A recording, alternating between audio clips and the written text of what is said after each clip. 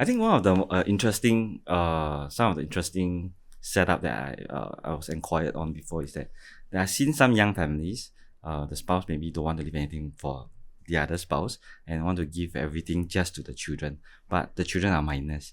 So in this case, right, if somebody writes a will in this way, purposefully excluding the spouse, leaving everything to the children, what are some of the potential implications? Okay, so can that be done? Yes, that can be done, no problem. But what can happen is that if the spouse is named as the executor in the will, if I'm the spouse, I would say, why would I be the executor when I get nothing at all and no gratitude from the deceased, right? So the other thing is also potential misuse of funds, right? As you mentioned, as the guardian of the child. Although the monies are all willed to the child, there's always a potential for me to misuse my funds of the deceased spouse, right? Because there's no one else watching.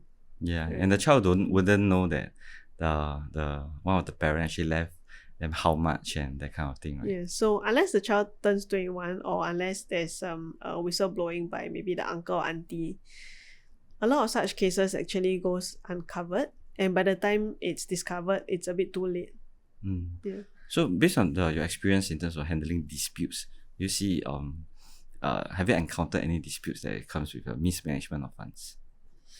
Mismanagement of funds, not so much, but usually the disputes we see come from siblings disputing the inheritance monies. Yeah.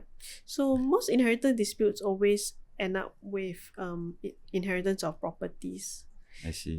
In situations where the will are drafted very simply, when it's just like, okay, if I pass away, I give my property to two children 50-50. So what happens is that there'll be a dispute. For example, one child still lives in the property, the other child already moved out with their own family home. So in such circumstances, the executor will say, okay, maybe I just sell the property, split the sale proceeds, right? Then the person who is still living in the home, what happens to him? He will have to move out, find a new house, and take the sale proceeds and hopefully purchase a new property. But unfortunately, if he only has 50% of the sales proceeds, he's unable to buy a new property, right? So then he will most likely he will request to inherit the whole property entirely. Right? So that's where the dispute comes in, because the other sibling will say, okay, if you want to inherit the whole property, then you pay me out. You buy my 50% share of the property. Right? And this poor sibling probably does not have the financial capabilities to do it as well. Right? Yeah. So these are circumstances, usually if they come to us for estate planning purposes, we will always tell them, okay, maybe you want to consider to leave the house to the person who does not have a house. And then when it comes to all your other assets, maybe try and equalize it, right? Try and equalize it and give the same amount, same value to the person who already has the property. So when it comes to asset equalization, and I always share with clients is that the best is we give one person a property, and then the other beneficiaries or the other few beneficiaries just inherit the liquid assets.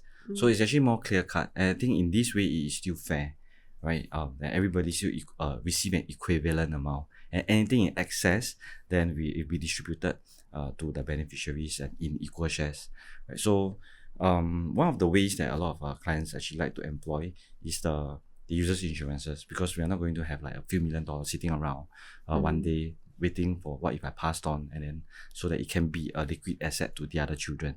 So insurances then come in as a very handy tool, right? In the event of death, then somebody will the insurance company will pay out the X amount money, right? Then it can be used to give and to equalize the estate in that area.